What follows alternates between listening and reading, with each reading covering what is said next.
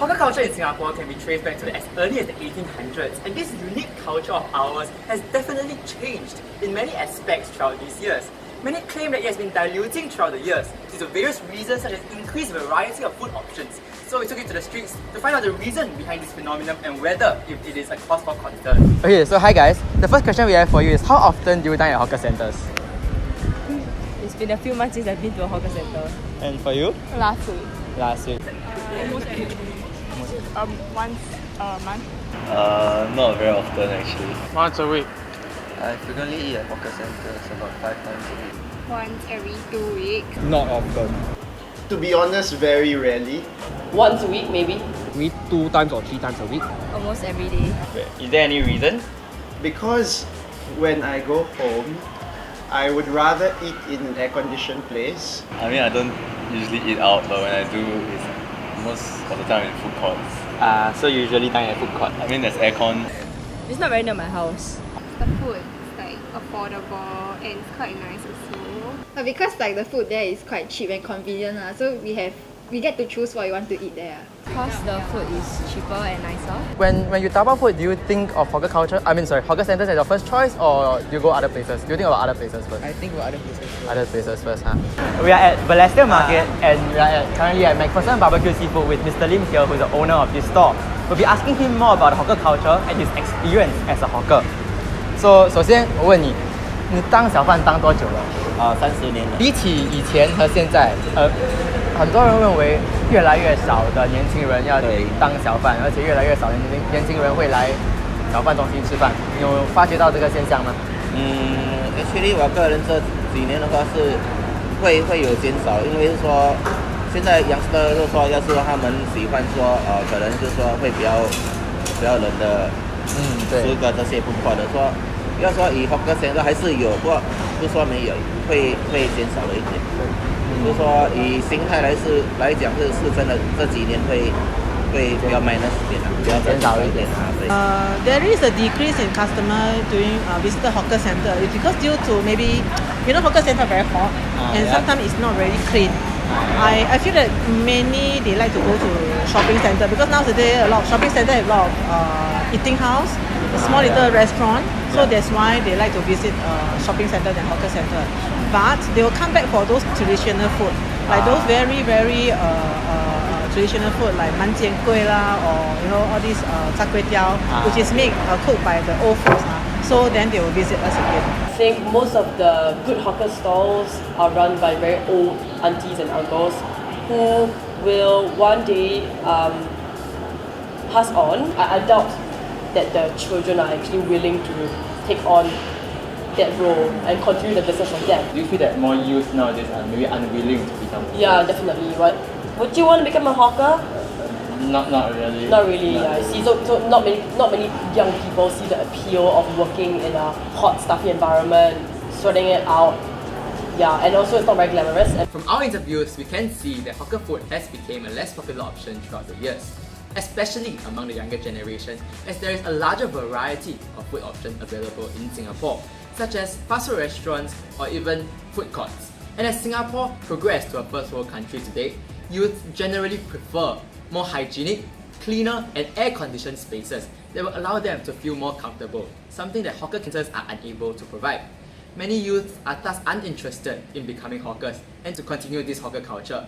Moreover, this is further emphasized by the fact that most hawkers interviewed mentioned that they have been experiencing decreased customer volumes throughout the years, and youth nowadays rarely visit hawker centers. Now that we have established the fact that hawker culture has actually been diluting in the past few years, you may wonder, why is there a need to care about this? And what is the significance of this to Singapore? And these are the answers we have received and concluded from the public. When you're overseas, right, do you actually crave for any local food? Definitely lah. Because in overseas the variety of food is not as good as Singapore. Then and of course you'll miss home lah. Yeah, probably prata, chicken rice, prawn noodle. They're just filling and they taste good, filling and cheap at the same time.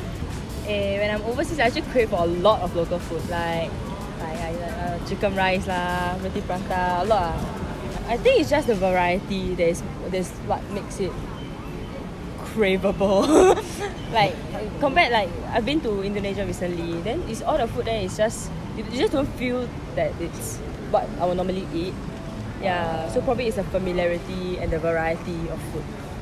The seasonings and the way they prepare the dishes are very different.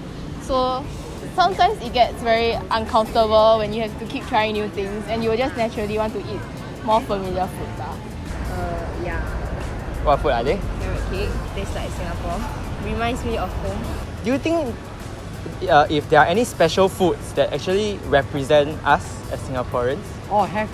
Like rojak, and then you have char kway teow, chili crab, yeah. Why? Like what's so special about these foods? Because chili crab, right, you cannot find like outside.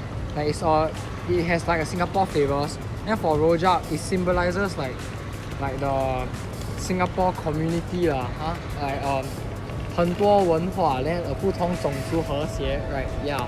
You can't find this food elsewhere. You can only find it in Singapore. Like you go elsewhere, right? Like Germany, you have like their own food. But you come Singapore, you only have Singaporean food, char kway teow, prawn mee. You go other places, you cannot find this kind of food one. So yeah. Do you say that this food actually gives you a special feel in a way? Yes. We can see that hawker culture is a large part of our Singaporean identity. But why? We have concluded 3 main reasons from our interviews. 其实也是有很多人认为我们这里的食物是我们自己做的，我们自己做出来的。你认同吗？你觉得这里的食物是能代表我们吗？食物能代表我们，对啊，可以啊，因为是说我讲出重点了，说以前说我们的欧担就是说真的是从煮出，就是说我们可以就要吃到妈妈的味道，就是说就是说以前的传统的东西说已经开始慢慢流失了，然后是说以现在的这些的饮食，说白话是以前的人也是传下来。There's a story behind the food that we are preparing. So I guess it's important for you to understand how the whole food actually evolved, the story behind it, and this is where you are able to tell your own story with that food. These foods from the past connects us to our roots, and this shared history allows us to relate to it, hence forming a common identity. These histories are thus celebrated as one nation through events such as Chingay. Such events showcase our unique culture, which has been passed down by many generations. The theme for this year's Chingay was cultural fantasy, and one of the performances was showcasing our local delights. This is an annual event that is celebrated by all Singaporeans, and the fact that our foods were included in the parade shows its significance to our culture. 比如说，如果我不要吃华人的餐，我还可以吃马来人、印度人，或者是在吃西餐，所以常常去到那个小贩中心，会发现，可能新加坡是一个国际都市吧，所以好像韩国的、日本的西餐、印度餐、马来餐都会有。You don't have a place where you can get so many such variety of food, and then you can still all come together like anywhere else in the world except for Singapore. So 我觉得能代表新加坡的食物，一般上有2个，一个是那个rojak 一般上它的制作方法或者它的材料是很特别的，就是它会把很多的一些蔬菜，比如说黄瓜啦，比如说这个芒光啊，放一些特别的酱料，然后融在一起，然后就有点像好像新加坡的各个民族都是好像这样子rojak一般的，就是融合在一起。In your opinion, does local food play a role in shaping our Singaporean identity? Yes, because there are a lot of foods that are suited to our taste and it's quite unique to Singapore. I feel like at hawker centers, the laksa is the most important, like it's significant to our culture because like it's more like unique to our Singaporean taste. Like in different, like a lot of the foods you can find in many different countries, but for laksa it tastes different every place. So in Singapore it has its own unique taste and I think it's special to Singapore. When you're overseas, they don't have fish. They don't use fish in that way. It's either fried or fried. Yeah, especially if you go to the Western countries, they don't boil the fish, they don't steam it. Yeah, and also frankly, the kind of fish they use or the kind of fish they serve you will be like fillets, those that like the ready-made and stuff. Yeah, they don't give you the entire fish or like parts of the fish that you usually like to eat. What do you usually find in your foods then? Mostly rice and sometimes noodles. And this is what we usually find in hawker foods too. Yeah, that's true. I mostly eat rice and sometimes noodles too. So, is there anything special about this food that actually make you crave for them? So probably it's the familiarity and the variety of food. And of course, you'll miss home lah. So Singaporeans will go to hawker centers to purchase their food. So I guess it's something, it's a common area where everyone can gather and just chat and talk. So, is it in a way that, you know, Singaporeans feel that hawker centers are places where we can feel comfortable in eating? Yeah, in that sense, right? Many people view hawker culture as, you know, many different people coming together and to hawker centers, have a variety of food and eat together. Do you feel that this hawker culture is actually significant to us as Singaporeans?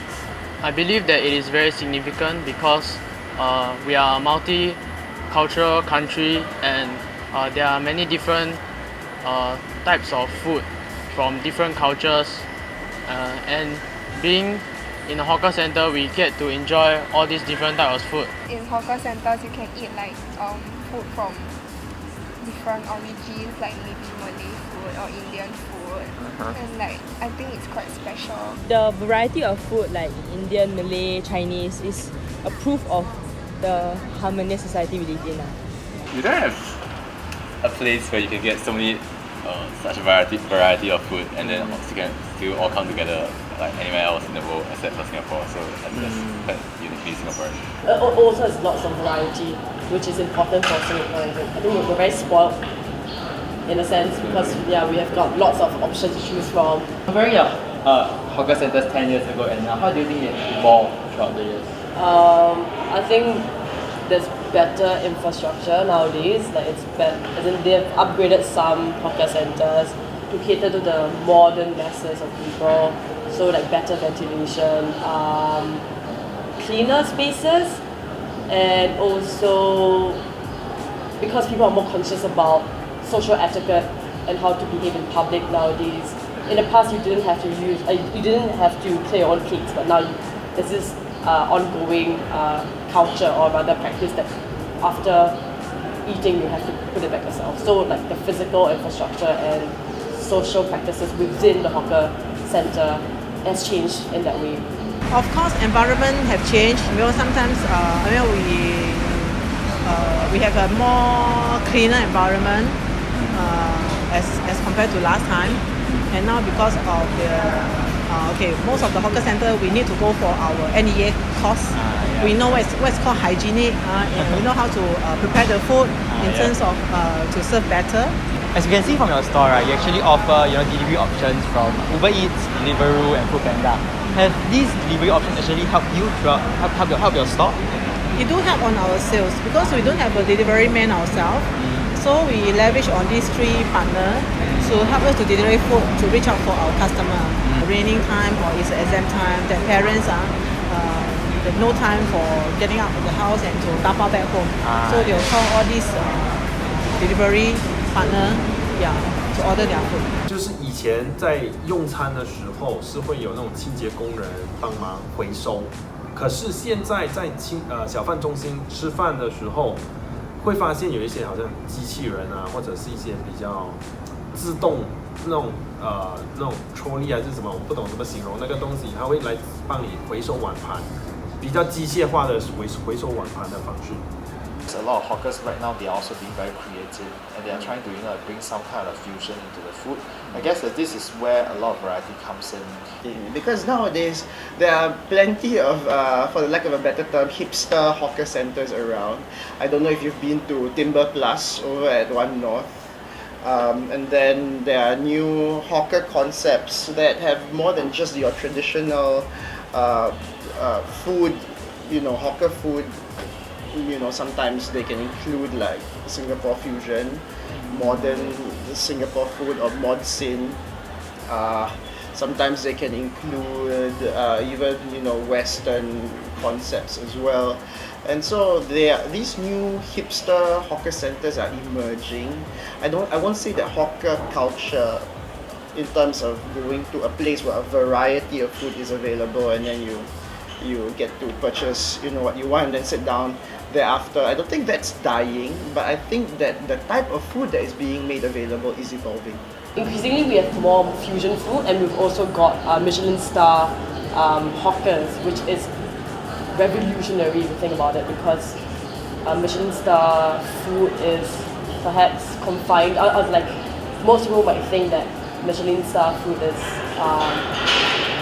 catered to the middle to high income groups, and they tend to be of a particular cuisine, for example, French, Spanish, Mediterranean. Yeah, but now it's now that local hawkers are earning stars based on food that's so accessible and affordable to masses. 到那个小贩中心会发现，可能新加坡是一个国际都市吧，所以好像韩国的、日本的、西餐、印度餐、马来餐都会有。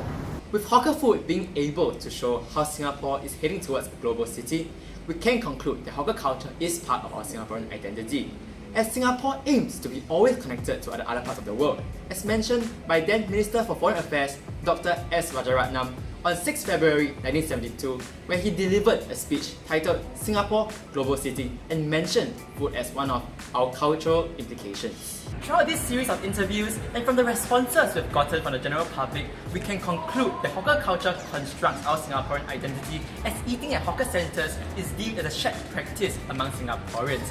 Hawker culture also shows the multicultural aspect of Singapore and how Singapore has evolved throughout the years to propel ourselves to a global city. We thus believe that there is a need for this culture to continue, or else we will lose such a big part of our Singaporean identity. Furthermore, many regard us as a food paradise. If we lose this part of our identity, we will lose something that all Singaporeans can relate to, and something that brings us together, causing a lack of sense of belonging. We are glad to know that we are not the only ones. Though lesser people are interested in hawker culture, efforts has been made to continue this unique culture of ours. There has been a handful of new hawkers and individuals trying to help this culture of ours evolve to be relevant for the newer generations. However, is this enough? We will look into this in the next few videos, where we will look at how modern influences have been changing the food we can find at hawker centres. So see you there.